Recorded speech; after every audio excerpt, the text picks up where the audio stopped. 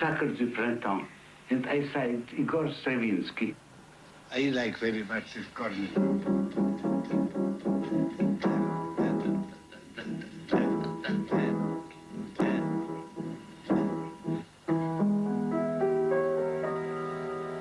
Was rather a new chord, you know, 8 notes chord.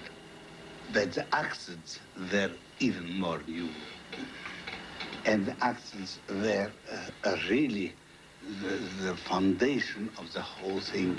When I finished composing the Rite of Spring, I played it for Diaghilev. And I started to play him these chords, 59 times the same chord. Diaghilev was a little bit surprised. He didn't want to offend me. He asked me only one thing, which was very offending. He asked me, will it last a very long time this way?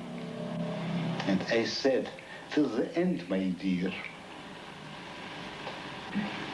And he was silent, because he understood that the answer was serious.